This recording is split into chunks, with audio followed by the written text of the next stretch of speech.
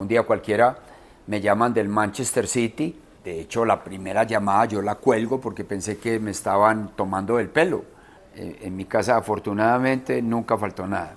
Que soy un hombre muy con carácter fuerte, un hombre muy competente, muy competitivo, pero me preparo para eso. Hola, hola, un saludo muy especial para todos. Vean, les cuento que hoy estamos con un invitado que llevamos meses, yo creo que desde que empezamos un break, queriéndolo tener acá, y él ha dado muchas entrevistas, Nico, hablando de fútbol, enseñando, pero como ustedes saben, en las entrevistas que nosotros hacemos, en las conversaciones que nosotros hacemos, queremos conocer a la persona, que el que vea esta entrevista sepa cómo es Juan Carlos Osorio, que es el invitado de hoy. Muchas gracias, profe. Y antes que se suscriban, que estén Obvio, en es que me todas nuestras redes. emocioné. Sí, se emocionó usted. Y usted habla algo muy bonito, que es el diagnóstico de la persona. Exacto. Que la gente vea y diga, es una radiografía, vea.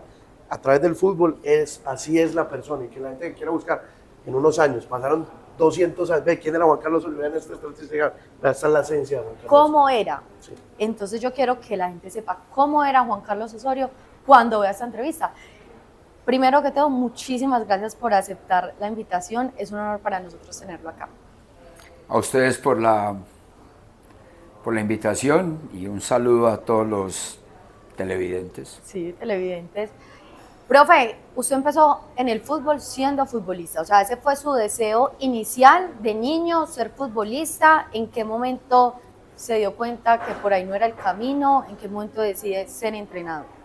Empecemos por ahí. Bueno, crecí en Santa Rosa de Cabal hasta los 12 años, un pueblo donde o uno juega billar, bueno, estudia, juega billar o juega fútbol y parrandea los fines de semana. Y a mí se me metió el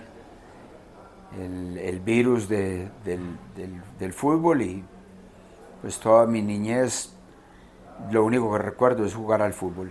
Y a los 12, 13 años mi padre tomó una decisión de irnos a vivir a Pereira. La lloré porque en ese momento pues yo pensé que todo el mundo era Santa Rosa y ya al año de estar en Pereira ya me olvidé completamente porque empecé a ser parte de las selecciones Risaralda y obviamente pasar de un municipio a una ciudad pues fue un salto en ese momento para un niño de 12 años de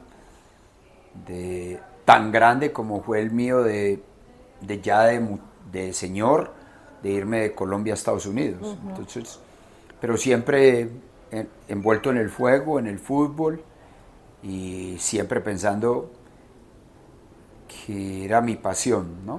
Ahora, como cualquier niño, y creo yo que uno se imagina que puede llegar a ser jugador profesional por a los 15, 16, 17 años. Antes yo creo que uno simplemente dice, no, yo voy a ser profesional, pero no se imagina todo lo que conlleva eso, ¿no? Entonces... Y en esos 15, 16 años, cuando usted estaba, digamos, ahí, ¿en qué momento dice, venga, yo puedo ser bueno para ser futbolista? ¿O no era tan bueno? No, a los 17 años. ¿Y si era tan bueno? Porque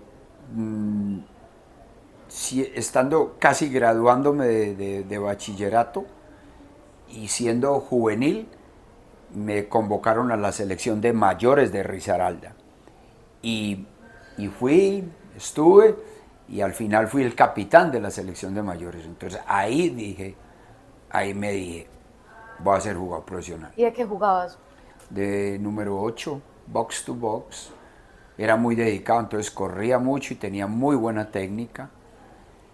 De hecho, yo creo que por esas representaciones a nivel juvenil con Risaralda, me gané la posibilidad en el 82 de una preselección Colombia que fue a un torneo en Ecuador. De esa selección me acuerdo de Hernán Torres, de Carlos Valderrama, de Santiago Escobar, de Galeano, de Valencia, el Santa Fe, bueno, y hay muchos que se fueron, que algunos llegaron a lo más alto y otros pues nos quedamos en la mitad o abajo de esa selección.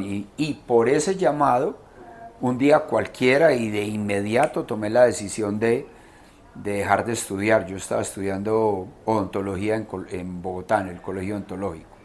Iba en segundo semestre, ya casi terminando, y cuando llegó ese llamado, llamé a mi padre y le dije, yo no quiero estudiar más odontología, yo quiero ser jugador profesional, y bueno, me dio la bendición y me dijo, hasta aquí llegamos, si eso da resultado, pues muy bueno, y si no, usted verá qué va a hacer con su vida. Entonces regresamos de ese torneo, al final yo no viajé, quedé como jugador 19, 20, viajaron 21 o 20, no recuerdo, estuve a dos puestos de quedar. A partir de ahí tuve una muy buena relación con Santiago, o la tengo, con Carlos, pero no fui con ellos, regresé y me fui para Pereira a buscarme un cupo en el fútbol profesional y trabajé en un almacén deportivo encordando raquetas de tenis, Sí. que nunca jugué, pues, pero recuerdo que en ese tiempo, pues, era una manera honrada de ganarme la vida, entonces trabajaba ahí y entrenaba y jugaba fútbol por las noches. Y ya después en ese momento, digamos, de ser futbolista, ¿en qué momento deciden, no, venga, quiero empezar a visualizarme como entrenador? ¿O pasaron muchos años para decir sueños? En ese momento era muy difícil ser jugador profesional siendo colombiano, porque era la época donde había mucho dinero de otros lados y se permitían 8 extranjeros, 4 jugaban, 4 iban a la grada y pues era muy difícil jugar, y menos en la posición mía de volante. Entonces un día cualquiera y después de un enfrentamiento con un profesional en un juego de práctica, tomé la decisión, me voy, y me fui para Estados Unidos año 84.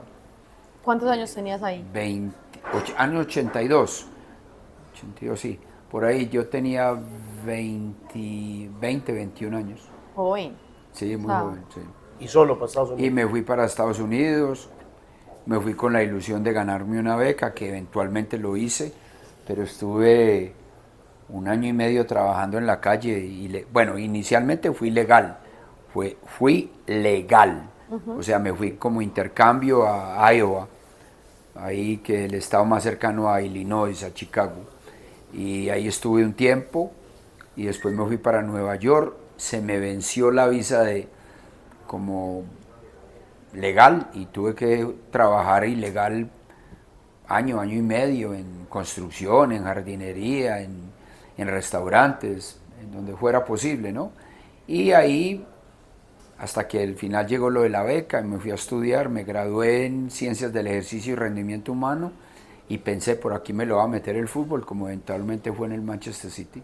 o sea que siempre decías, todo lo que yo haga quiero hacerlo direccionado al fútbol, Sí, o sea, sí. quiero aportar Sí. al fútbol. ¿Y en qué momento te empezó a apasionar el juego como tal? O sea, ¿desde que eras jugador te gustaba entenderlo Sí. o no tanto? Sí. ¿En qué momento dijiste Muy buena por acá? pregunta. Yo creo que desde que era jugador ya miraba, porque una cosa es ver, otra cosa es mirar. Miraba muy bien el juego. Y la tecnología y a lo que teníamos acceso en ese momento, yo creo que entendía, porque entendía y me daba para jugar fútbol profesional, porque ya con los años y ahora yo sigo convencido que en el fútbol mundial, a todos los niveles profesionales, en una liga regular, buena, mala, menos buena, el 95% de los jugadores son los jugadores que hacen lo básico bien. Y de pronto tienen un X factor, un plus. Y solamente el 5% son jugadores que juegan por talento y por talento únicamente. Entonces en el mundo actual yo creo está reflejado. Por talento y por talento únicamente, ahí es el 5% más o menos. Me refiero a los jugadores como Mbappé, Bellingham, actualmente, ¿no? Messi en su momento, Neymar en su momento. Y sin embargo, los primeros dos que yo mencioné tienen un componente atlético y ese es el X Factor al que yo me refiero. Yo era del 95% de los que hacían lo básico bien, pero vivía para el fútbol, me cuidaba, era entregado al juego, cero fiestas, cero alcohol, cero mujeres, cero nada, era Enfocado. fútbol, pero no había la tecnología que hay ahora, no había la nutrición que hay ahora, no hay las ventajas que hay ahora, que un buen profesional puede explotar y puede mejorar a través de la tecnología, de toda la información que está disponible para todos. Y mientras trabajabas en eso, ¿en algún momento dijiste, "Ah, no me va a dar"? No, ¿Se te pasó no, por la cabeza rendirte? no, porque hice un trabajo. ¿O tenías el objetivo claro? En ese momento, yo me gradué en el año 90 y del 90 al 2001 con todos los inmigrantes colombianos, y recuerdo dentro de ellos a varios jugadores ex profesionales que iban a Estados Unidos, como lo hice yo en su momento, a buscarme una mejor vida. Nosotros fundamos un club ahí en Queens, en New York, ahí al lado donde juegan el torneo de tenis, ahí en Flushing, en Mero Flushing, y hicimos un club que se llamaba Los Criollos. Y yo recuerdo que con ahorros, porque yo me inicié como entrenador personal, tenía un gimnasio personalizado. Como preparador físico. Sí, pero sí, físico, atlético, entrenaba más ejecutivos y gente que pudiera aportar, porque fui pionero en eso, al igual que lo fui aquí en Colombia con lo de las bandas elásticas y todo lo que está de moda ahora. Yo en el año 97 empecé con ese tema y lo mostré acá, o bueno, lo compartí aquí en Medellín y en Cali. Y estamos 25, casi 30 años después, es lo que está de moda, ¿no? Sí. Entonces yo siempre todo, como la pregunta de Luisa, siempre todo lo enfocaba al fútbol. Yo quiero es llegar al fútbol, yo por dónde me meto al fútbol. Entonces fundamos ese equipo y yo compré 7 monitores para medir la frecuencia cardíaca y entrenábamos en las noches, semioscuro, muchas veces bajo los puentes más importantes, el George Washington, bueno, de todos los puentes más importantes de Estados Unidos, donde hay un área verde donde uno puede entrenar y puede meterse, digamos que sin autorización, entrenar y irse para la casa. Y teníamos un arco móvil, entonces yo medía todo lo de las frecuencias cardíacas, poníamos una ejercitación y es lo que hoy en día, de lo que tengo récord y lo que he ido mejorando. Entonces siempre ha sido entrenar el juego a través del juego. Y todavía estamos en Estados Unidos y quiero ir porque, digamos, todavía no tenía reconocimiento en Colombia. Y recuerdo muy bien, Lu, que ahorita lo hablamos antes de la entrevista, que creo que fue la primera entrevista que usted dio, o tenemos, digamos, dentro del archivo del mapeo, que ni siquiera no fue un medio deportivo, sino que fue a Caracol, a Darío Arizmendi. Y me acuerdo que Darío Arizmendi, cuando lo presenta, dice, ustedes conocen a Juan Carlos Osorio, nadie tenía el nombre de Juan Carlos Osorio en el radar del fútbol. Y decían, es un adelantado del fútbol, ya ha tenido trabajos y mostraban su carrera. Digamos, fue como el primer acercamiento antes de que usted regresara a Colombia, que dijeron, ve, hay un colombiano que está por allá y que es un estudioso. Y lo mencionaban en esa época como un adelantado, digamos que era un adelantado. No sé si usted recuerda la entrevista con Darío Arizmendi, pero digamos ya es un paso de Estados Unidos allá pensar en volver después de esos conocimientos, traerlos a Colombia. Sí, la verdad que en ese momento era, a ver, para contextualizarlo, hoy, y pasa en la neurociencia, que hoy, con los avances de la neurociencia, hay maneras de justificar, de sustentar muchas cosas. En este caso, lo que llaman la suerte. ¿Cuándo iba yo a tener la oportunidad? Yo no dimensionaba, pero es realmente, parafraseando a Rovira, a Puig, a Castellanos, es cuando se une la preparación con la oportunidad. Yo en ese momento me enfocaba en la preparación.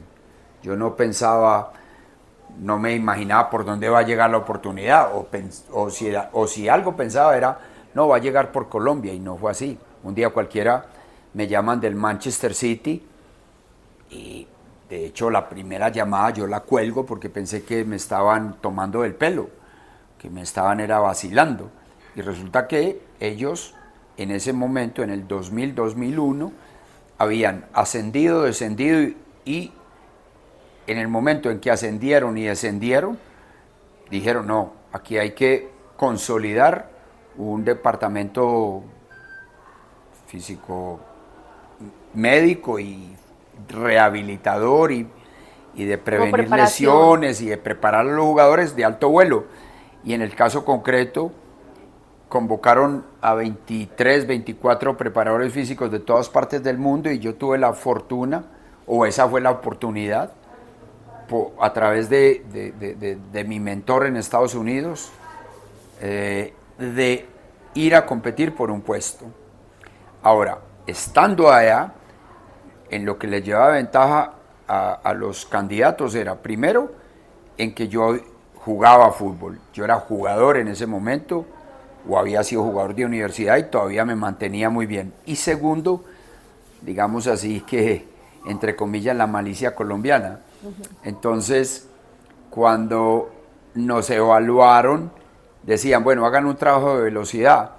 Y yo le decía a los evaluadores, bueno, yo necesito 10 minutos para escribirlo. Y mientras que yo lo estaba escribiendo, yo veía lo que hacía el resto. Y noté que ninguno involucraba el balón, la pelota. Y ese fue mi tema ese día. Todo lo que hicimos, velocidad, fuerza, propiocepción, todo lo que implica un preparador físico, cambios de orientación, giros, etcétera, todo lo hice con la pelota, con el balón, y a partir de ahí me ofrecieron el puesto. Llegué al Manchester City, trabajé 6 temporadas, en la segunda temporada precisamente, y a partir del hecho de que todo lo entrenaba en el campo, me hicieron asistente, y ya en el 2006 decidí no continuar allá y hacerme entrenador en propiedad, y ahí fue cuando vine a Millonarios en el 2007. Y tomar esa decisión, ¿qué tan fuerte fue? Porque no cualquiera toma la decisión de dejar un Manchester City, que igual la Premier es donde todos quieren llegar en algún momento, y fue tu principio, pero tomar esa decisión, porque no, ¿ahí tenías ya Millonarios seguro o fue un paso al aire? No, eso fue tirarme al abismo, porque afortunadamente salieron las cosas bien, clasificamos entre los 8, clasificamos a la Copa Suramericana, sí, y creo que al final el que la jugó fue Vanemerac, si no estoy mal, pero yo creo que cumplí las expectativas, y de ahí fui al Chicago Fire, y de ahí pues afortunadamente todo fue hacia arriba. Entonces acerté en esa decisión, pero fue muy difícil renunciar al City, mucho. Pero también ya llevaba mucho tiempo lejos en ese momento de mi hogar, y yo quería estar acá en Colombia, estar cerca de mi familia, de la que yo en ese momento había originado, de mis padres y del fútbol colombiano. Y bueno, tomé la decisión y lo hice. Ahorita dijiste una cosa muy interesante, era la preparación primero y después la oportunidad. Dentro de esa preparación, en la forma de vida, digamos, ¿cómo es Juan Carlos Osorio? Un tipo igual que como lo vemos dirigiendo, ordenado, planificador, o cómo es... Temperamental. ¿Cómo es? Con mi padre, que en paz descanse, aprendí varias cosas, ¿no? Porque hay mucha gente que dice que en el fútbol, que se hizo a pesar de todo lo que faltó. No. En mi casa, afortunadamente, nunca faltó nada. Mi padre era un hombre trabajador, proveedor, y eso sí, le estoy hablando de lunes de 5:30 de la mañana o 5 de la mañana a viernes a 5:30 o 6 de la tarde. Y de ahí en adelante, y el fin de semana, como cualquier pueblo del eje cafetero, era de estar con sus amigos, de tomarse sus tragos, y le agradezco mucho ese ejemplo que me dio en el día a día, y por trabajo no le puede ganar nadie, tiene que dedicarle todo el tiempo a su trabajo. Entonces yo aprendí desde muy temprano, y aún hoy, esta mañana, me desperté a las 5 de la mañana a ver el resumen de los partidos de clubes, después ir a hacer ejercicio, y sigo siendo muy ordenado con mi vida, me cuido mucho, me nutro muy bien, estudio mucho, veo mis falencias, y hoy en día le dedico el tiempo a la neurociencia, al liderazgo y al juego, al fútbol, y por eso pues hay que ver los partidos, los resúmenes, ver la opinión de los entrenadores, las ruedas de prensa, cómo después de ver los partidos, para ver si coinciden en sus apreciaciones, en sus reflexiones. Entonces sigo siendo así, y proveedor como él, y responsable como él, y me dijo 3 cosas fundamentales en la vida y las cumplo a rajatabla. Entonces yo creo que sí, que soy un hombre muy con carácter fuerte, un hombre muy competente, muy competitivo, pero me preparo para eso, ¿no? Y trato, cuando me toca que participar a mí activamente como entrenador, como seleccionador, como técnico, de estar preparado. Y cuando analizo desde afuera el juego, de concentrarme en el juego, en las cosas, en las razones por qué suceden cosas en el juego, que hay muchos que o no las interpretan o las pasan por alto o simplemente no tienen ese conocimiento, pero sí continúo siendo muy dedicado a mi pasión, que es definitivamente el juego. Juan, ahí nos estabas contando un poco qué te gusta hacer, que aun cuando no estás dirigiendo algún equipo, todo el día también gira en torno al fútbol. Pero como persona, si te pudiéramos preguntar cómo se describe Juan Carlos Osorio, ¿es una persona tranquila o es temperamental, como lo estás contando? ¿Cómo se describiría? ¿Cómo dirías Juan Carlos Osorio es así? A través de, ya dije anteriormente que yo le dedico mucho tiempo a la neurociencia, sí, porque hoy, aparte de entender, por ejemplo, el por qué la respiración es tan importante para calmar, ralentizar la mente, yo diría que por naturaleza soy un hombre muy intenso. Entonces ahora trato de tranquilizarme y de ralentizar mi mente. ¿Cómo? Con meditación un poquito, con la respiración, lavando la loza, escuchando el agua caer, que me relaja mucho. Entonces soy muy intenso, lo reconozco, pero trato de mermarle un poquito. Soy muy responsable, nunca he faltado un día al trabajo, nunca. No, en la parte profesional, yo creo que tengo una gran virtud, y es que yo escucho mucho, escucho a todos, pero al final tomo mis decisiones y son autónomas, son basadas en mis principios, en mi ética, en cosas reales, válidas. Pero la parte atlética la puedo, ¿cuál es la palabra? Se la puedo entregar a alguien, la puedo delegar, gracias. La puedo delegar. La parte incluso de mostrar el rendimiento del equipo a través de videos, de mostrar el rival a través de videos,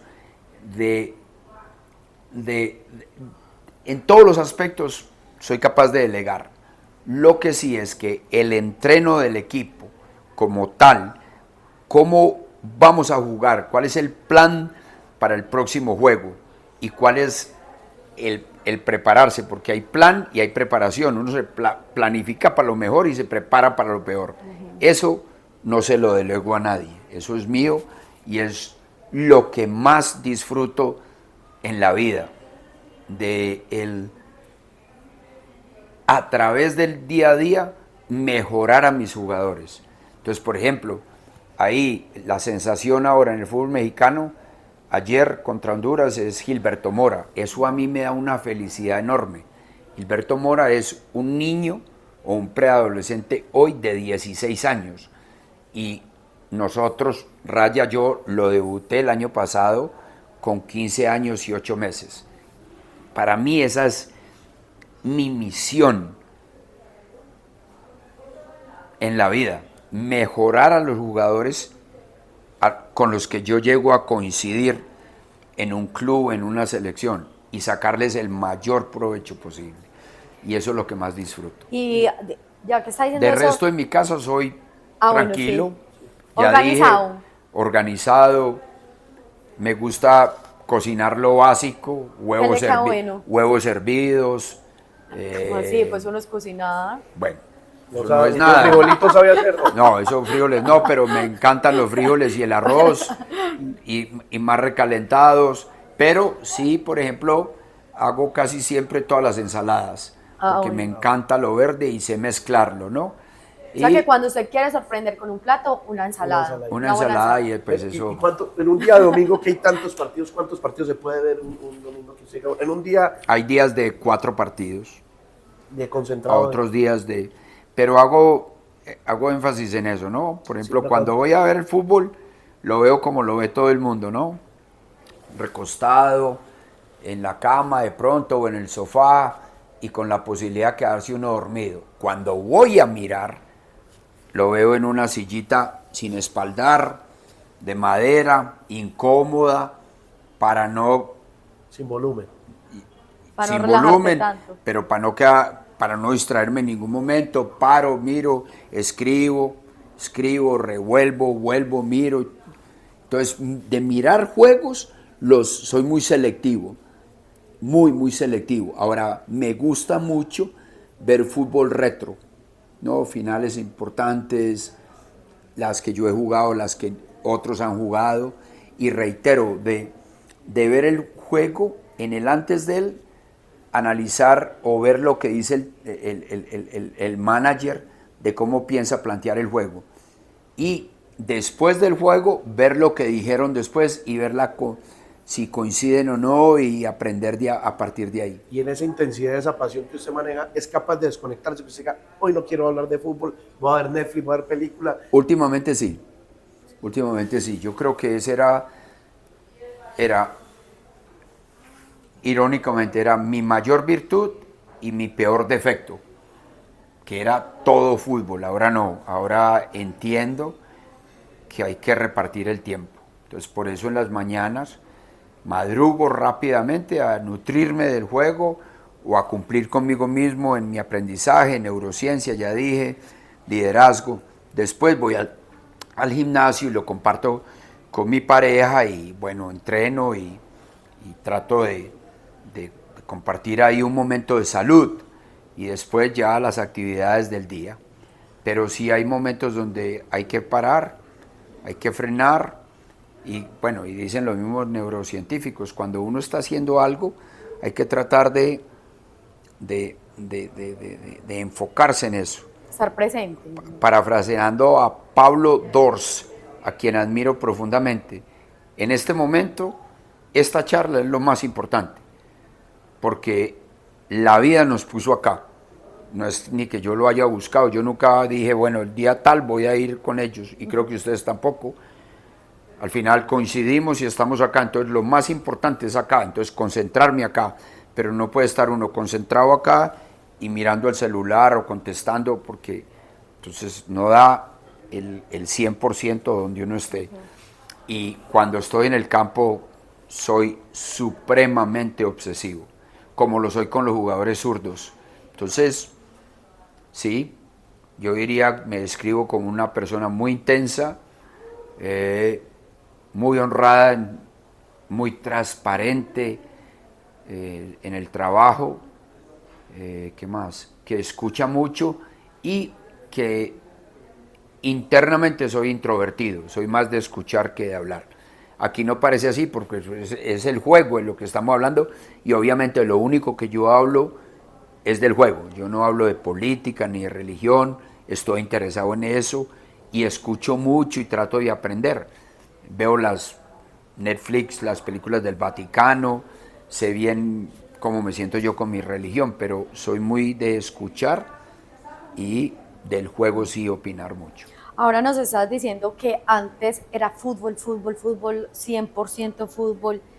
En ese momento, y supongo que el camino también te irá llevando a hacer otros sacrificios, y esa es precisamente la pregunta, ¿qué sacrificios recuerdas que te haya tocado hacer, dejar de vivir momentos, no estar en algún evento? ¿Qué sacrificios te ha tocado hacer por el fútbol que recuerdes y eras, este sí me dolió? Yo creo que hoy en día soy muy consciente que, por ejemplo,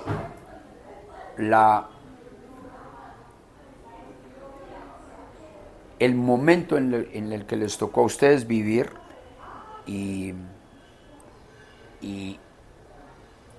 ¿cuántos años tiene usted, Nicolás? 26. 36. ¿Y tú? 30. 30. En 2 meses, aprovecho. Para los Los regalos. talentos, por favor. Ustedes pertenecen a otra Generación. La nuestra era mucho de la mentira, de la trampita, del disfrute como a escondidas. Ustedes hoy en día son de otra generación y eso no, yo creo que de hecho, y dice Pablo de Ors, ustedes son los que le están dando como esa nueva humanidad a la raza humana. Y ojalá que sigamos mejorando, porque entre más seamos honestos, transparentes y nos podamos decir la verdad, yo creo que es mejor para todos. Entonces, yo he hecho grandes sacrificios en mi vida, pero viéndolo hoy en día no fue tanto el sacrificio. Ahora, de pronto, yo creo que lo que me ha cobrado a mí la vida fue lo que dejé de hacer en mi juventud, porque yo el primer trago me lo tomé a los 41 años en Inglaterra, y fue un trago de vino. Antes de eso, cero. Ansiolíticos, antidepresivos, ese tipo de cosas, dormir para el sueño, eso, cero, nunca. Y de pronto mi vida privada, mi vida personal, yo empecé muy tarde, empecé a tener novia a los 21, a los 22 años, mientras que hoy en día los muchachos empiezan a los 15 años, a los 16, entonces van quemando las etapas, digamos que en una manera progresiva y como debe de ser. A mí, y por mi dedicación al deporte, hago un paréntesis ahí, el nombre del estadio de Santa Rosa de Cabal es mi abuelo, Arturo Arbeláez.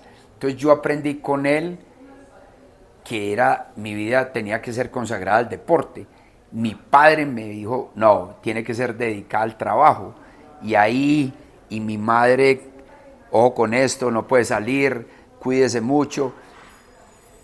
Ahí en esa mezcla yo dejé de vivir momentos que son muy comunes para todos los muchachos. De hecho, cuando voy a Santa Rosa, pues casi ninguno de ellos ha salido y vivieron toda esa época, todas esas etapas, yo no. Entonces a mí me tocó casi que al revés, y de pronto ya a una edad avanzada he experimentado cosas que dejé de experimentar de joven, y por ahí me he equivocado. Y digamos que ahí me da pie por un tema que casi nunca se habla en el fútbol y que antes en el fútbol no existía, y era el tema mental. Y usted ahorita habla de la neurociencia. Antes, digamos, si había un psicólogo, un equipo era mucho y llegaba de pronto para la final, y no se hablaba de la salud mental, no se hablaba de la depresión, no se hablaba de los estados de ánimo. Eso no existía en el fútbol. Digamos que hoy hace parte fundamental, digamos, dentro de la estructura del fútbol, saber que un futbolista, le hemos hablado en otra entrevista, uno sabe si el futbolista está separando, está viviendo un mal momento, está enferma, pasa muchas situaciones, y entra a otro lado que usted, yo decía, a los 41 años, apenas tomó la primera copa de vino, pero ya después llega a otra etapa de su vida, es que usted ya está expuesto y cualquier cosa que usted haga lo puede afectar, digamos, dentro de su carácter, pero todas las cosas afectan, y el tema también Y con frecuencia, por ejemplo, decimos, o escucho yo a cualquiera X decir, no, es que los jugadores son, son unos vagos. No, yo no estoy de acuerdo. Yo quisiera ver a ese o a esa que dice eso en la posición del jugador al que están criticando. Y puede ser que ese muchacho, como ocurre con frecuencia, no haya tenido los recursos, no haya tenido los medios, no haya tenido la educación suficiente y se enloqueció o se desvía porque se volvió famoso, tiene mucho dinero y tiene acceso a todo. Tal cual como me pasó a mí en algún momento a una edad muy avanzada. Y pues uno, yo creo que hoy en día, y hablando lo de sincerizarse con uno mismo, yo soy muy consciente de todo eso. Entonces uno tiene los recursos para superarlo, por la experiencia y porque ha vivido otras cosas. A lo mejor ese muchacho va a tener que vivir otras para poder en algún momento superar ese nivel de conciencia, volverse más responsable y aprovechar su momento. Ahora, el tema, yo me sostengo mucho en esto, sobre el tema mental del que usted toma, Nicolás. Entonces, por ejemplo, el tema de la motivación. Entonces, no, es que los jugadores no están motivados. ¿Podemos hablar de ese tema o no? Sí, claro. Entonces, yo recuerdo mi motivación en mis principios. También de pronto era arengar al equipo, íbamos con todo, y íbamos a acabar con ese equipo, y yo no sé qué. Hoy en día no. Hoy en día, haciendo eco en lo que dije anteriormente, hoy en día, antes del juego, antes le pido al equipo que se calme, tranquilo. Y por ejemplo, eso lo cogió más fuerza después de, yo soy hincha número 1 de Luis Enrique, entonces sigo con frecuencia todo lo que él dice y lo que habla, y en una de sus declaraciones él hace lo que yo estaba haciendo últimamente sin saber ese tema, y era una terapia de respiración solo para ralentizar mi mente, para calmarme antes del juego y después transmitírselo a los jugadores, entendiendo que el facilitador no es un desgraciado, ni es un hijo de tal que hay que ganarle y que hay que... la violencia que se genera en el fútbol, no, para nada. El rival es un facilitador, y bueno, para la gente del fútbol, ya hablando del juego, para los entrenadores, que si les puedo aportar en algo, ¿y cuál es nuestra tarea? En los primeros 5 o 10 minutos, que a veces en la alineación uno se da cuenta, pero en los primeros 5 y 10 minutos, la responsabilidad de ver es qué nos está facilitando el rival. Y básicamente es el útil, que es la pelota, el espacio y el tiempo, ¿cierto? Y en un juego donde yo personalmente lo describo como hay que interpretar y tratar de leer la relación balón, poseedor balón, compañeros, rivales, arcos, tiempo y espacio, pues eso es lo más importante que hay. Eso no se lo da a uno ningún entrenador mental, ninguno. Entonces yo por eso hablo tanto y digo que el progreso de nuestro fútbol, de nuestro país, en todas las áreas, es cómo formamos a nuestros niños, a nuestra niñez. Y de mi parte es cómo puedo yo formar los formadores. Y yo por eso participo y de una manera gratuita, contribuyendo en los cursos de las licencias que ofrece la federación. Sin embargo, sigo cuestionando que a los formadores en las comunas, a los formadores en la costa pacífica, atlántica, en cualquier parte del país, con niños de 10, 11, 12 años, esos formadores no tienen dinero para adquirir una licencia. Y es responsabilidad de quién llegar allá, mía, como ciudadano colombiano y como hombre de fútbol. Pero en este momento yo no soy ni pertenezco a la Federación Colombiana de Fútbol. Entonces eso es tarea de ellos. para poder fortalecer nuestro juego, nuestro fútbol, porque son esos niños los que están en la calle fortaleciendo. En estos días estaba yo hablando con alguien a mí personalmente me parece Santiago Mosquera del Santa Fe un jugador exquisito, técnico, y yo pienso que lo podrían utilizar en otra posición, detrás del 9, como interior, y se me asemeja mucho a Tresor Moreno, a mí personalmente, en los controles, en ese tipo de cosas. Esos muchachos salen de la calle, salen de jugar fútbol callejero, y a esos formadores, a los que formaron a esos niños, es donde nos debemos de concentrar. Es lo mismo que con el sistema de educación. No puede ser que los mejores educadores estén en las universidades, deberían estar en la primaria, porque son los que educan a nuestros niños, sí. Y esos son los que van a ser los jugadores en 10 años. Entonces, y la gente cree que eso es de una charla, de un entrenador mental que venga y les diga, no, tengan jerarquía, tranquilo, tal cosa. No, eso es del día a día. Y la jerarquía y la labor de un entrenador, como yo me siento orgulloso de serlo, se transmite en darle la oportunidad a ese niño, a ese preadolescente, para que viva situaciones de presión bajo presión y que resuelva, y que se equivoque y que acierte. Paréntesis, rotaciones. Las famosas rotaciones. Y es así. Y de hecho, tengo orgullosamente, el hijo mayor se gradúa el próximo mes de médico. Y en todas las buenas universidades de este país, incluyendo las de acá de Antioquia, las de aquí de Medellín, ellos tienen allá un momento en su carrera donde tienen que pasar por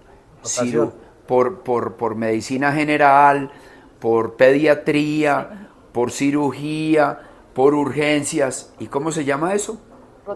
Rotación. Entonces, y eso, recuerdo, hace 10 años, 15 años me daban garrote con eso, y hoy en día lo hace todo el mundo, ¿cierto? Entonces, pues no creemos nosotros en nosotros mismos. Y a mí, reitero, la parte motivacional, eso no tiene que venir de una persona extra, tiene que venir de uno. Uh-huh. Y para mí mi mayor motivación son mis seres queridos. Entonces, recuerdo en una charla que me saqué la foto de acá y les dije, ¿quieren que los motive? Vea, jueguen por estos. Imposible, esta es mi familia. Entonces juegue por la suya, juegue por un mejor contrato, juegue por mejorarle la vida, sí, a todos sus seres queridos, juegue por ganar, juegue por darle a este país algo de lo que se sienta orgulloso.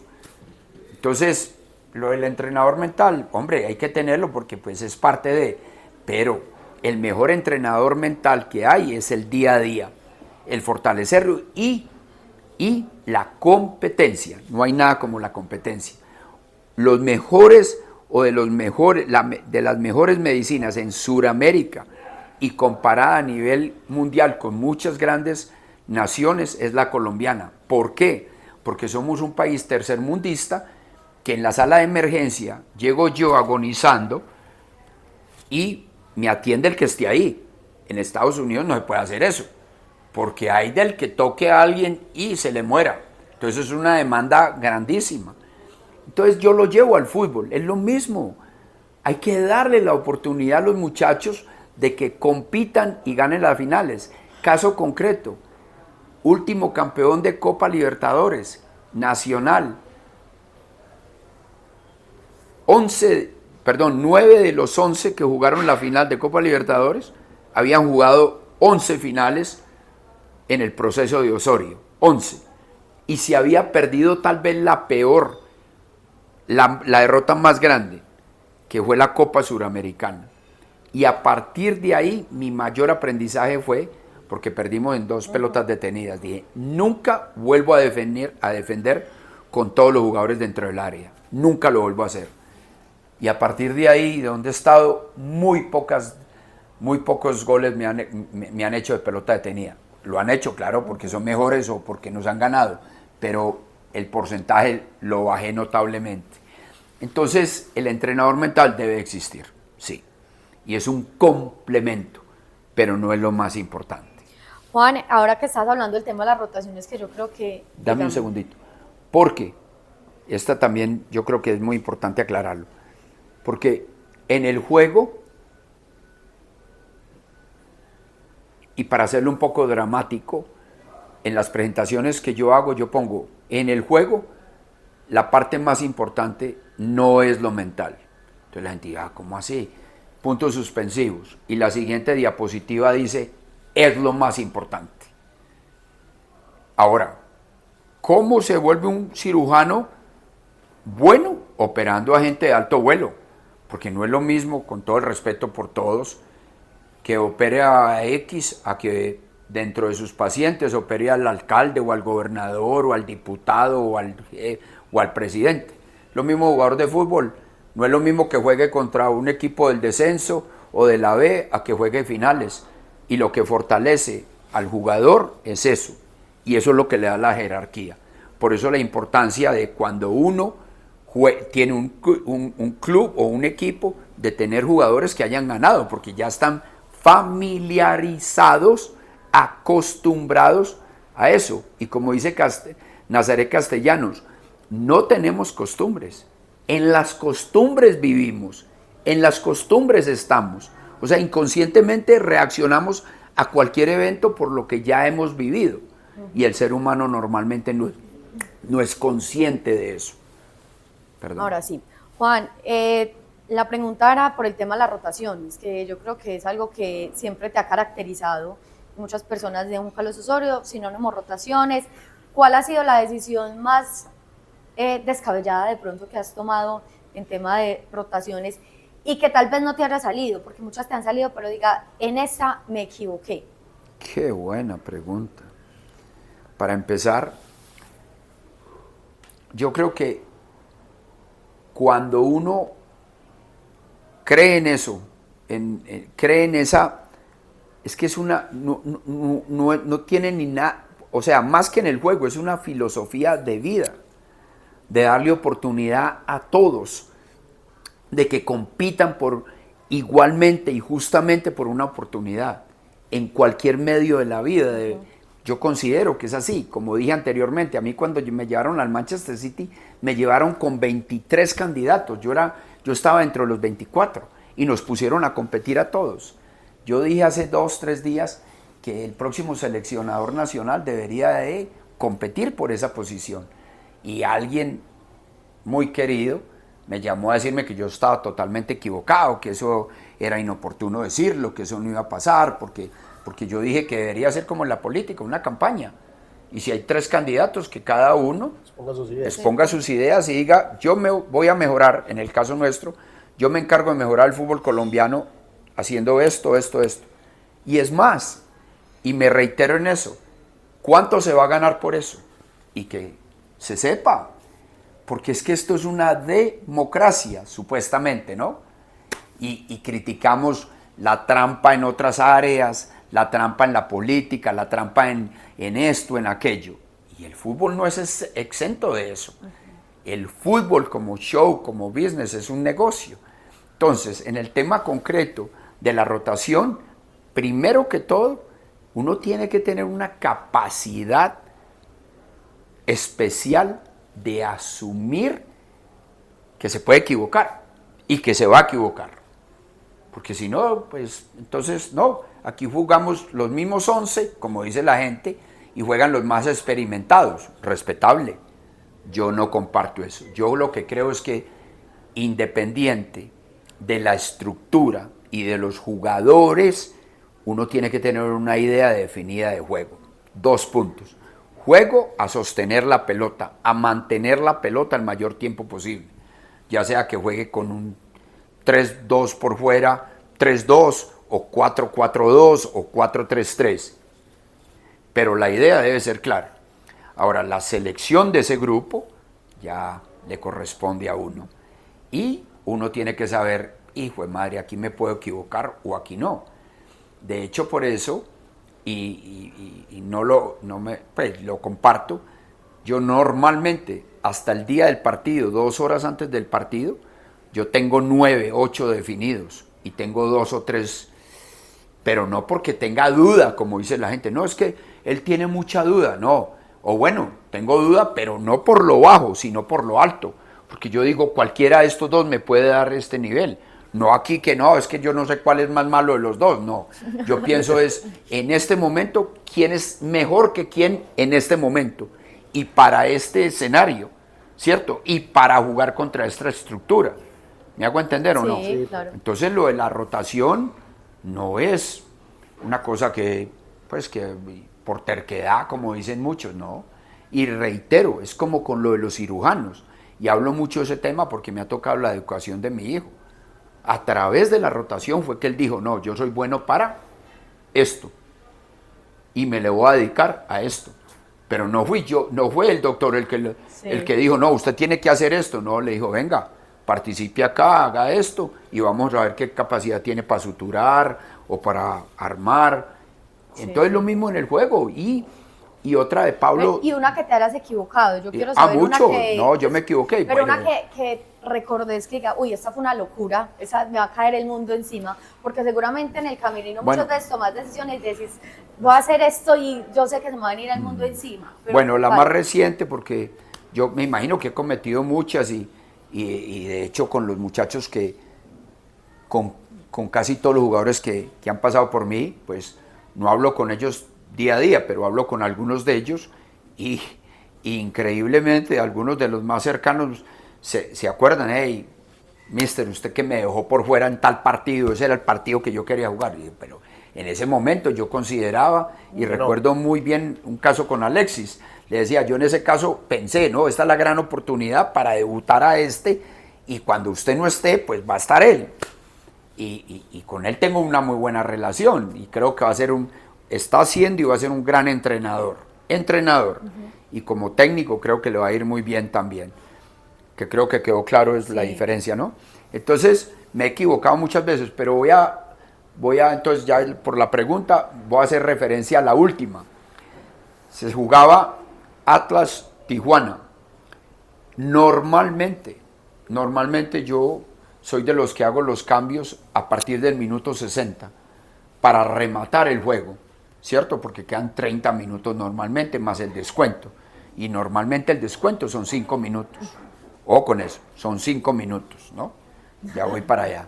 Entonces y normalmente hago los cambios. En mi caso, los partidos van 1-0, 2-0, pero 3-0 al minuto 60, qué pena, pero yo digo, no, esto ya está saldado. Por eso yo casi nunca celebro ni el primer gol ni el segundo.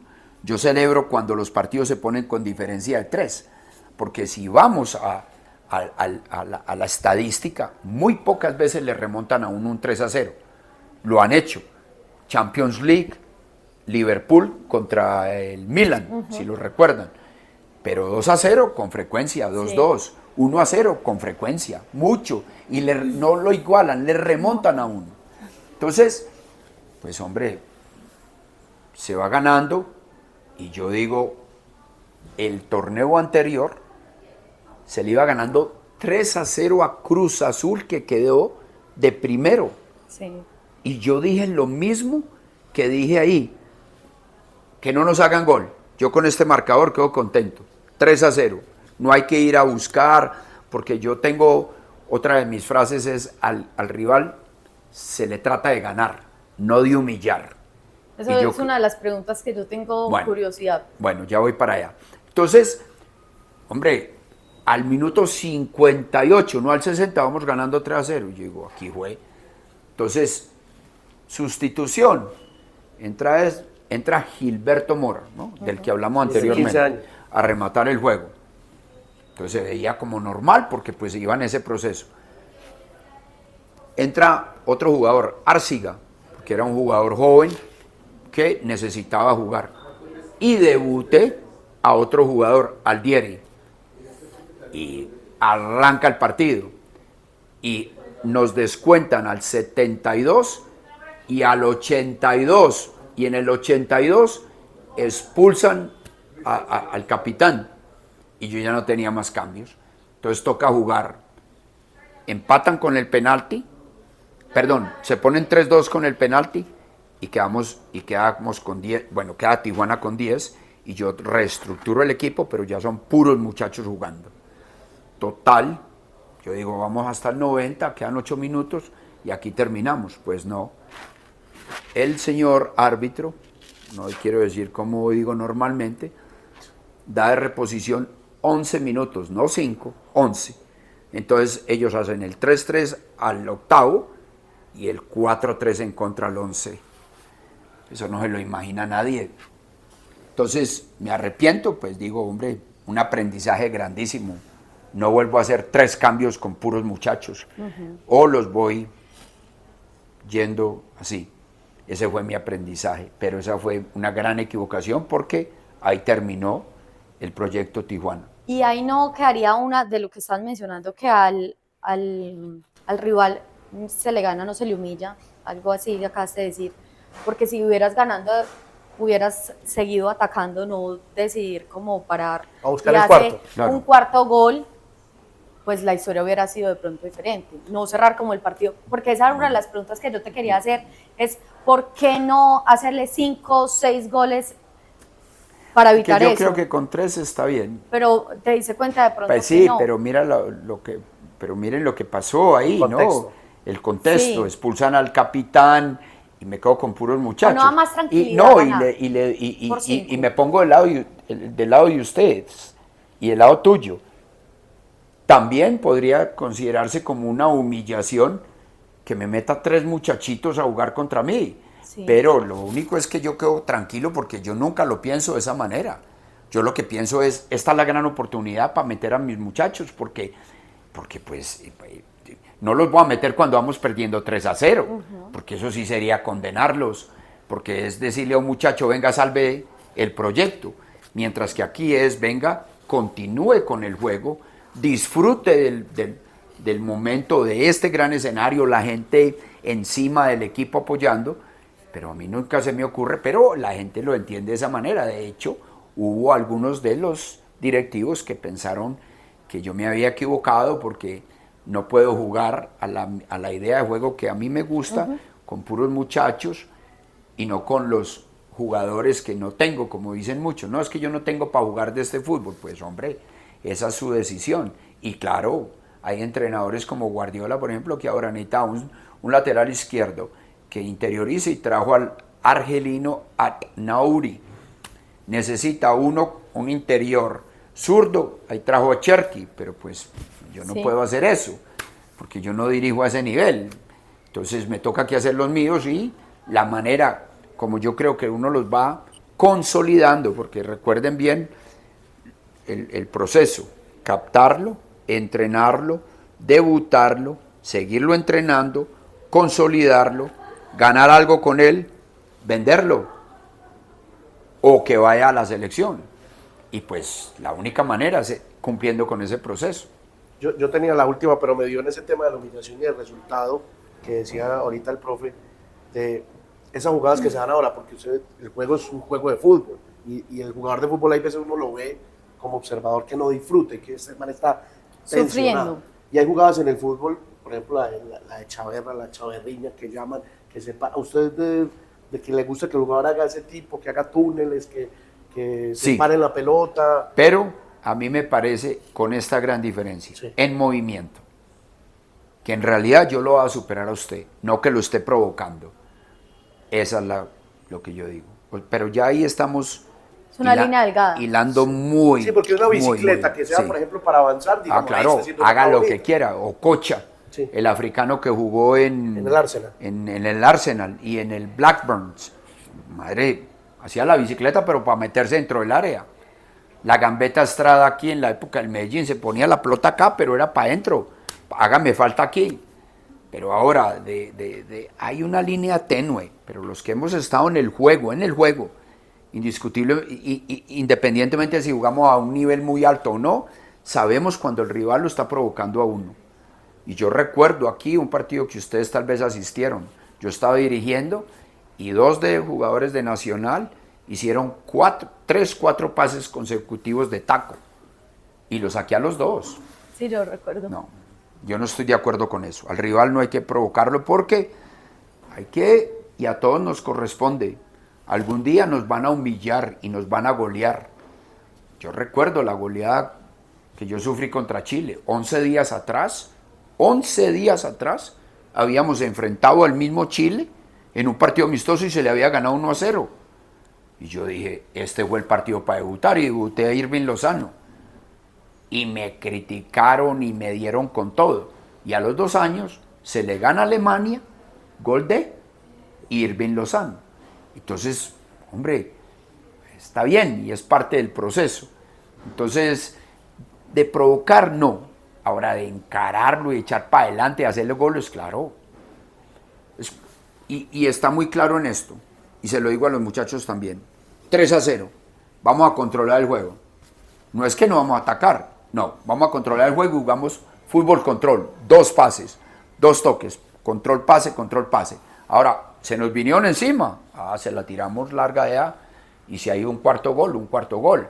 Pero no a tacos innecesarios, a bordes externos, a provocar al rival, eso no. O sea, que no le gusta tampoco que la tribuna grite ole. No, eso no me gusta, pero pues yo con la tribuna no me puedo meter. Sí. Y por eso le digo al equipo, juegue a 2 toques. Y si ellos no se nos vienen, tranquilo, quedemos acá. Y si se nos viene encima, a 2 toques. Y si se da para atacarlos, hay que atacarlos. Okay. Pero no de buscarlos provocar y de tirarse. Es con la actitud que se hace. Y de reclamarle al árbitro y que expulse a este y que es penalti este. De hecho, los últimos inconvenientes míos en México fue eso. Yo no me peleé con ningún árbitro. Yo me peleaba con los cuerpos técnicos de los otros equipos que se meten con el cuarto árbitro y tratan de influenciarlo y tratan de sesgar las opiniones, porque pues no, debe de ser fair play, debe de ser legal.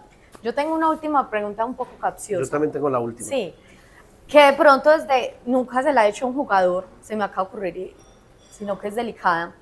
Alguna vez, es que se dice mucho cuando va a un proceso y dicen, no, es que esos jugadores quisieron sacar al técnico. Se le pararon y no le quisieron jugar más al técnico. Eso sí se da, o sea, ustedes como... No, yo no creo. ¿O no yo no creo? ¿No crees que eso pase? Porque eso se escucha mucho. No, yo no creo que haya ningún jugador que sea tan desgraciado de parársele a un técnico para que lo saquen, y poniendo de por medio de que sea, su reputación sea evidente que está parado, que no está corriendo, que no está haciendo nada, que no está jugando a su nivel. No, yo no creo. ¿No crees que pase? No, yo no creo que eso pase. Y por lo menos a mí... ¿Nunca has sentido que te ha pasado? No, nunca me ha pasado. Y el día que me pase, confronto a ese jugador. Y lo confronto directo y delante de todo el grupo. No, eso yo... No, eso no. Tengo otra que me Y eso de arreglar partidos y ese tipo de cosas, no, para nada. No, nunca he estado de acuerdo ni estaré de acuerdo con eso. ¿Te ha tocado algún reto en un camerino pesado? Que hayan figuras, que te toque gestionar un camerino pesado. Mucho. Muchas veces en Inglaterra. Y recuerdo en especial el momento, una confrontación que hubo entre... Una confrontación entre Peter Schmeichel, que lo ganó todo, campeón de Champions League con el Manchester United, en ese partido en Múnich que le remontaron un 2-0 a un 3-2, sí, creo que fue, esa es otra entonces, de un 2-0 le igualaron y le remontaron 3-2 al Bayern Múnich, creo que fue así, sí, creo que fue así, lo voy a investigar. Y, ¿perdón? Está feliz. Y en ese mismo camerino estaba Nicolás Anelka, francés, ex Real Madrid, y hubo una confrontación de ellos en un entrenamiento, en un duelo 1 contra 1, y Nicolás le amaga y Peter se tira. Vuelve y le amaga para el otro lado, Peter se levanta y se tira para el otro lado. Vuelve y le amaga y se tira para el otro lado y Peter se levanta y se va para el otro lado y vuelve a hacer la misma y se paró Peter y se le vino y cogió los guantes y lo tiró a la cara y lo amenazó y le dijo, lo he de ver en eso, y en una situación parecida, a ver qué hace. Pero eso nunca se me borrará. Creo que fue al siguiente partido o al otro, en Anfield, contra Liverpool, sucede lo mismo. Lo mismo. Y no le amagó 3 veces, le amagó una vez, la segunda, y la tiró por fuera. Ay, allá en el camerino lo recibió Peter y lo enfrentó delante de todo y se quitaron la camisa. Eso fue un caos total. Entonces, claro, camerinos bravos me ha tocado muchas veces. Y me ha tocado situaciones muy difíciles. La otra que recuerdo fue octavos de final en Rusia. Rafael Márquez, que lo había ganado todo en su vida, 5º mundial, un problema personal con Estados Unidos, creo que lo recuerden, y sin embargo yo, por premio y porque todavía tenía mucho para aportarle, su experiencia, su jerarquía, de lo que estamos hablando ahora, yo decía, para los remates de partido va a ser muy importante, y ese fue el acuerdo. Y que si de pronto algún juego nos daba la oportunidad de iniciar, pues lo íbamos a iniciar. Y claro, ya ese era el 4º partido, y con las expulsiones que hubo de otros jugadores, creo que fue Moreno el central y otros, yo tuve que reajustar al equipo y Rafael inicia volante central. Y la figura hasta el minuto 36 era Edson Álvarez, muy parecido a Daniel Bocanegra, ¿cierto? Y como con Daniel, yo con Edson hice lo mismo. Él llegó de América, de central, y yo le dije, no, en el fútbol mundial usted no puede ser central con esa estatura. Entonces yo lo voy a poner en una defensa de 3, de brazo, o en una defensa de 4, de lateral marcador. Parecido también a Daniel Muñoz, ¿no? Como para contextualizar. Muy buen fútbol aéreo, buena técnica, muy competitivo. Y en una jugada, en un inicio y salida de juego, pues Edson se va, hay un rechazo, la recibe por detrás de él Neymar, él lo traba y Neymar 10 vueltas, pum, cae 11. Ahí, tarjeta amarilla, o 11 vueltas, no sé cuántas dio, tarjeta amarilla, y yo me veo, y terminando el primer tiempo, él ya, a partir del minuto 36, ya no lo tocaba, no podía tocar. Y claro, y como es el de malicioso, entonces lo enfrentaba y lo encaraba, y yo ya empecé a notar a Brasil viniéndosenos y atacándonos constantemente.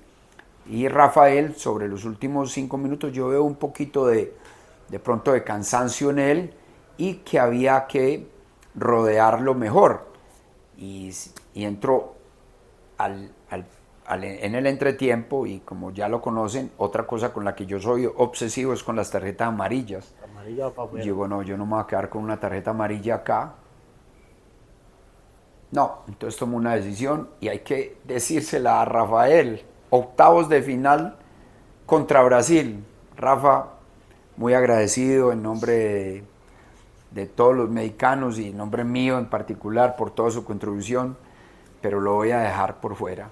Uy, yo recuerdo la cara de él, y la mía me imagino, porque yo, hijo de madre, ¿cómo vamos a renunciar aquí a lo que nos da, al liderazgo?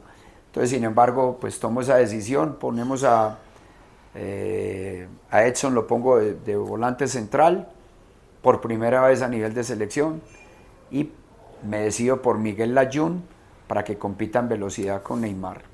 Y pues ya yo creo que saben lo mismo, se tira, me cae a mí acá, yo le digo que es un... ¿Qué le dijiste? Payaso. Y bueno, y el señor Tite se mete conmigo y los otros, y yo me meto con ellos, y nos dijimos de todo, y bla, bla, bla. Pero mi punto es que a partir de ahí, Edson Álvarez termina yendo al Ajax de volante central. Y producto de eso y de su buen desempeño, va al West Ham United de volante central. Entonces creo que algo bueno se hizo. He acertado en un alto porcentaje. Y cuando me he equivocado, pues pido perdón, ¿no? Claro. Oiga, a mí me gustó ¿Pero le respondí o no? Claro que sí, sí. Entonces yo creo que me haya equivocado varias veces, pero he tratado de aprender para no volver a cometer el mismo error. Yo le quería preguntar de tantas críticas que le han hecho, alguna Ay, que le haya sí. afectado, pero me gustó ese juego de la Selección Colombia, de que fuera una, digamos, hipotéticamente que fuera como una campaña y que la gente mostrara sus cartas y dijera, "No, yo quiero hacer esto en la Selección Colombia", porque muchas veces se dice, no, es que Juan Carlos Osorio tiene la obsesión de dirigir la Selección Colombia, que la gente lo ve como algo malo, ¿no? Claro, Es un objetivo que se puede trazar cualquier ser humano, digamos, dentro de su... Sería peor si me dijeran ¿Que que no? no, yo Sí. nunca, no, yo ese equipo no lo voy a dirigir. Pues como, Pero sí me gustaría Como ese ejercicio. colombiano tengo el mismo derecho de cualquier otro Total. colombiano, ¿no? Sí, claro, pero por Bueno. supuesto. Y hay una, digamos, una diferencia notable, es que el entrenador puede, digamos, entrenar el seleccionador. Tiene muy poquitos días, usted diría, la Selección Colombia, y llegan los jugadores, descansan, digamos, entrenan un día o no llegan todos el mismo no día. llegan el mismo día, no hay tanto tiempo de preparar. Entonces yo quería decirlo, en ese hipotético juego de tener las ¿Cuál cartas eran de la las campaña. cartas de- Extraordinaria pregunta, Nicolás. Sí, Bien. Dice nuevamente a las personas que yo sigo, y son gente muy reconocida en el ámbito, viven de hacer presentaciones, de hablar de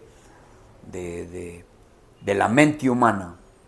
Entonces, una de ellos, que yo creo que coinciden nuevamente los autores que mencioné anteriormente, y dentro de ellos Castellanos Nazaret y Pablo Dors, en que tal vez la única cosa que nos democratiza a todos los seres humanos es el tiempo, a todos. Ninguno de nosotros, ni de los televidentes, ni un oriental, ni un chino, un africano, aquel, tiene más de 24 horas en el día. Ninguno. Todos tenemos los mismos 24 horas, ¿cierto? Entonces, ese tema se ha vuelto como una de las frases de cajón, ¿no? ¿Cierto? Que dentro de esa que se decía mucho, que yo creo que ya la están eliminando, que el peor resultado es ir ganando 2-0, el resultado más traicionero. Ojalá en el próximo proyecto deportivo la FIFA me diga, usted arranca cada partido ganando 2-0. Sería una bendición, ¿no? Y así hay muchas. Es que no encontraron, este equipo no encontró el camino. ¿Cómo así el camino? ¿Cómo así? O no encontró una de las 5 formas, herramientas para penetrar un bloque bajo. Eso ya es otra cosa, ¿cierto? Y así hay muchas frases de cajón. Entonces, no, es que no hay tiempo de preparación. No, eso es una mentira. ¿Qué hacíamos con México? Estamos hablando de hace 7 años, ¿no? No desde ahora. Entonces, yo recuerdo que Mourinho, cuando estaba en su prime, le mandaba discos, ¿cierto?, a los jugadores para que vieran ciertas situaciones de juego. Pues nosotros no mandábamos discos, mandábamos videos que uno los encuentra hasta en YouTube, ¿cierto? ¿Cómo juega un mediocentro? Y yo recuerdo bien, porque se lo he mandado al hijo menor mío, mira cómo juega Xavi, cómo jugaba Xavi Hernández de mediocentro, cómo jugaba Busquets de mediocentro, cómo jugaba Xavi Alonso de mediocentro, ¿cierto? Cómo jugaba Steven Gerrard de mediocentro. Entonces, uno coge un videíto y se lo manda al jugador que está en el otro lado del mundo y le dice, esto es lo que esperamos de usted en la próxima convocatoria, en el partido contra esto. Y se va a disputar el puesto con este y con este. Entonces, el jugador sabe todo. Ahora, si tiene uno, como debe de tener todos, un gran analista de rendimientos, en el caso concreto, yo Mario Arango, de acá, paisa como todos ustedes, antioqueño, bien preparado, y que fuera de eso sabe tecnología, pues él en un entrenamiento, maquilla las jugadas, que creo que saben muy bien el término maquillar, para los televidentes, maquillar, le ponen sombra, le ponen luz, le ponen las conexiones, flechitas, dónde debería estar, dónde no está, y le manda un videíto de 5 minutos a los 3 jugadores que se van a disputar la posición. Entonces, señores, el primer día vamos a entrenar en esta estructura y usted va a estar 20 minutos en esa posición. Siguientes 20 minutos está usted y tercer minuto está usted. Que no nos podemos cansar porque vamos a jugar. Lo hacemos 4 minutos a intensidad real. Descansamos 2 minutos. 4 minutos a intensidad real. Descansamos 2 minutos. 4 minutos de intensidad real. Son 4 por 4. 16 minutos de intensidad real. No se va a morir ninguno ahí. No. Entonces el jugador vivencia. Y uno, como buen entrenador, genera una situación real de juego.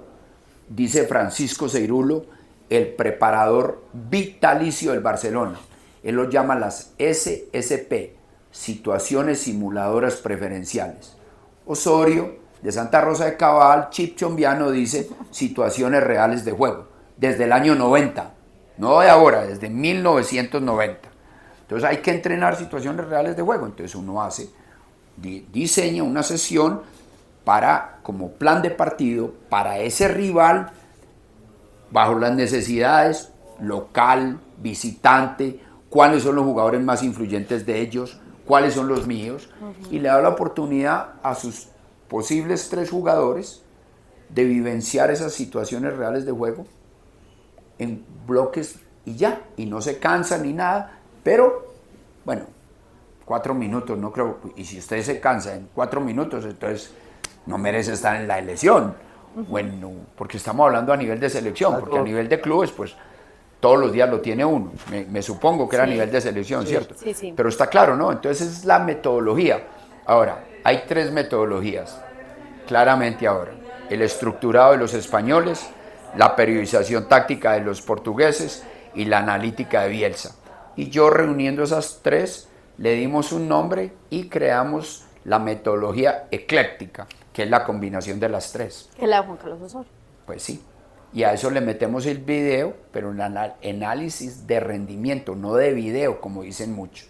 Entonces, cuando llegan los jugadores, así no lleguen en el mismo vuelo, al mismo momento, ya tienen la misma información todos.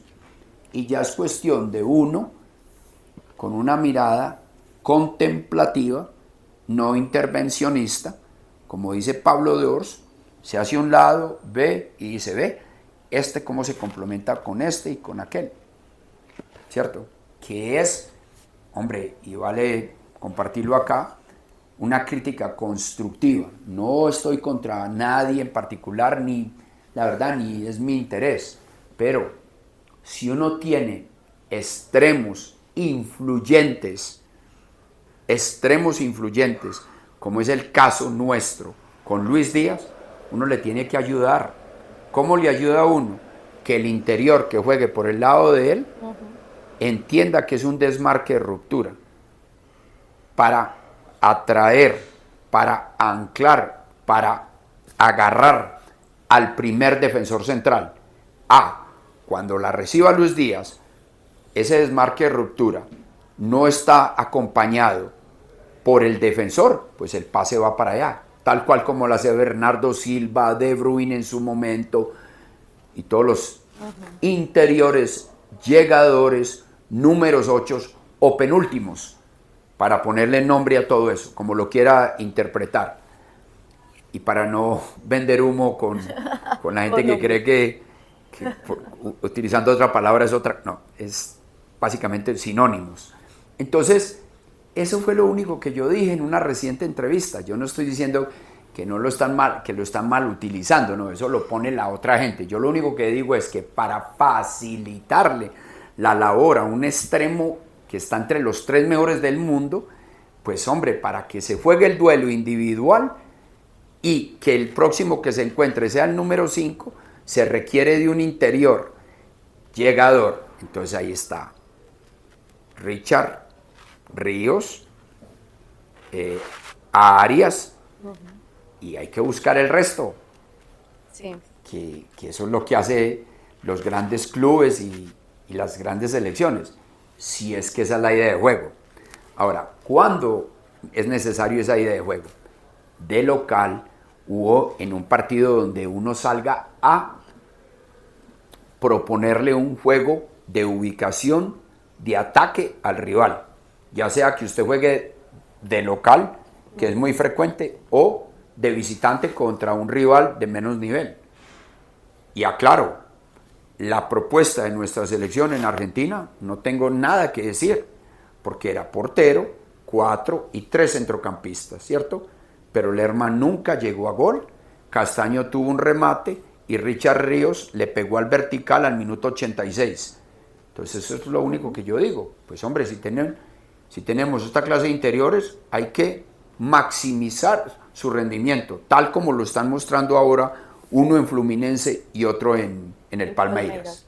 Eso es, no es que esté criticando, no es que quiera el puesto del entrenador actual, no, yo respeto mucho los procesos. Son opiniones. Yo simplemente estoy diciendo cómo funcionan las estructuras o los sistemas de juego cuando uno los empareja, teniendo los jugadores para esa función. No es como la gente que entonces esa función solamente la puede cumplir Pogba en su momento, que acaba de firmar con el Mónaco, o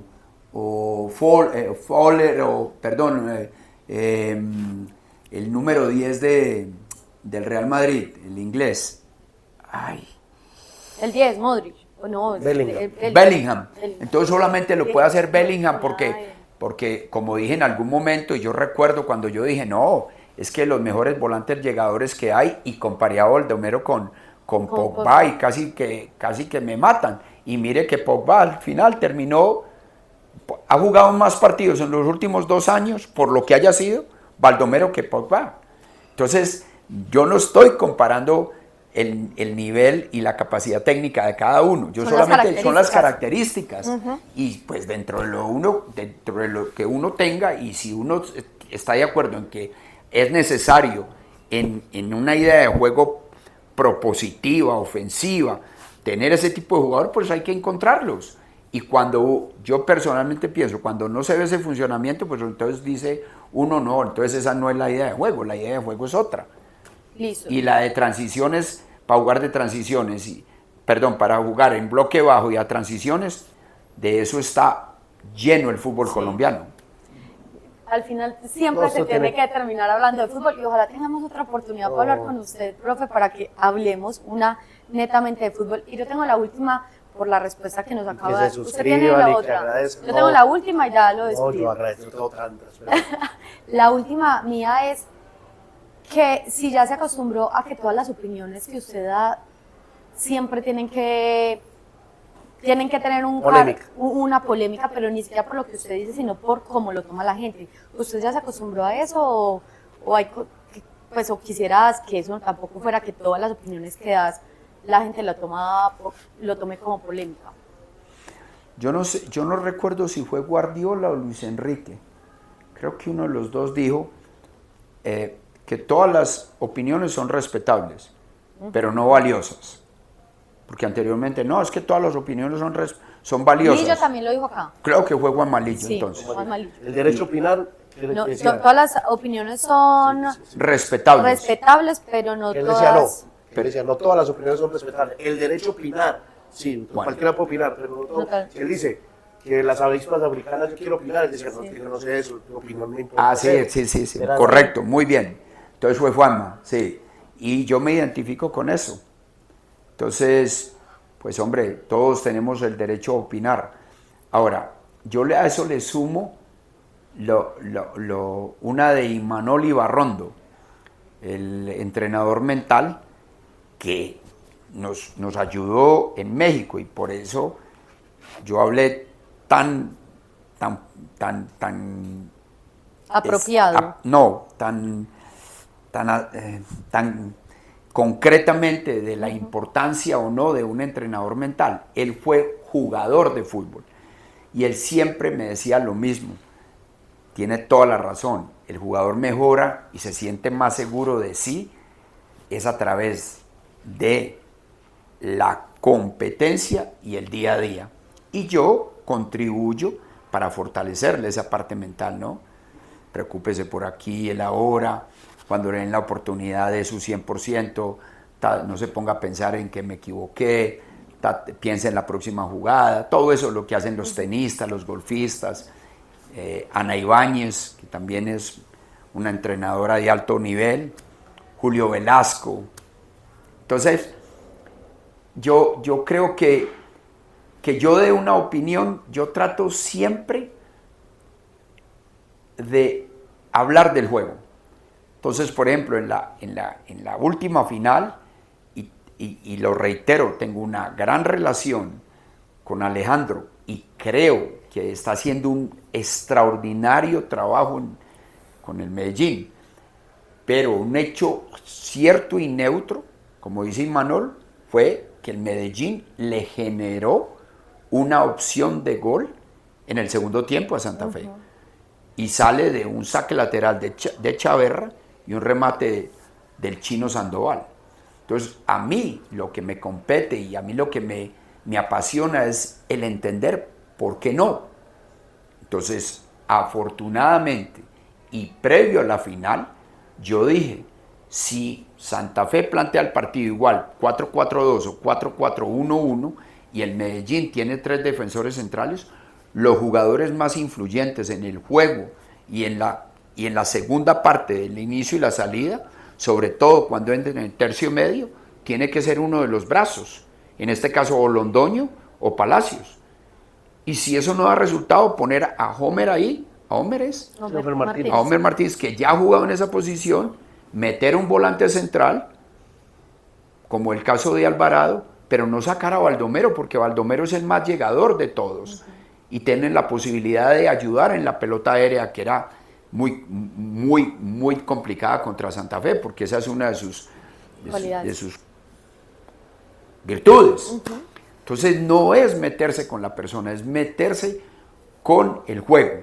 Entonces, si eso, ojalá, mi explicación, si eso no llena las expectativas del televidente o el que lo escucha, le ofrezco disculpas, pero pues trato de ponerlo lo más, aterrizarlo lo más que puedo para que mejore el juego en nuestro país, porque de eso no es solamente un problema del Medellín, eso es un problema de cualquier equipo que juegue a sostener la pelota contra un equipo en bloque bajo que juega a tener un bloque bajo y denso para salir a las transiciones de defensa-ataque. Y no lo digo yo, lo dice recientemente, lo dijo ayer Luis Enrique después del 4-0 contra el Inter de Miami, donde está Luis Suárez, Messi, ¿cierto? Muy buenos jugadores y un muy buen equipo. Y lo mismo dice, en ese escenario ya lo hemos vivido muchas veces. Y en el segundo tiempo nos causaron muchos problemas con las transiciones. Entonces no es criticar al entrenador. Ahora, yo no quiero generar más polémicas, pero pues cuando acepto, como con ustedes y como he aceptado otras invitaciones, pues yo lo hago para tratar de aportarle al fútbol colombiano, pero no con la codicia de quedarme con el puesto de otro o hablar mal de un colega o esto, ¿no? Eso ni me compete, ni lo disfruto y no me agrada, la verdad. Muchísimas gracias, profe, por aceptar la invitación, por la charla. ¿Cómo se sintió? Perdón. ¿Cómo se sintió? Allá acabamos. No. Como diría Sócrates, yo no le enseño nada a nadie, porque eso suena como peyorativo, como uno de pronto minimizando a alguien. Pero lo mínimo que puedo hacer es por lo menos hacerlos pensar diferente. Y pues bueno, y desde ese punto, y si eso queda claro, pues que hayan críticas o no, pues yo me hago responsable de eso. Muchísimas gracias por aceptarlo, que se suscriban, que nos den en los comentarios cómo les pareció esta charla. ¿Se sintió bien? Bien, muy bien. Muchas gracias por la invitación. Muchísimas gracias. Aprendí mucho. Sí. Pues claro, porque Nosotros a través de las preguntas y claro, ya uno reafirma conceptos o se da cuenta de cómo lo perciben a uno, etcétera, etcétera. Entonces sí, aprendí mucho y le agradezco mucho, porque siempre que hago participo, voy siempre pensando, bueno, ¿qué voy a sacar yo de acá? Sí. ¿Cómo voy a mejorar yo? Y me tengo que llevar 2 o 3 aprendizajes y me quedan muy claros. Muchísimas Les agradezco gracias. mucho. Muchas gracias. Recuerden suscribirse. Chao, Gracias. chao.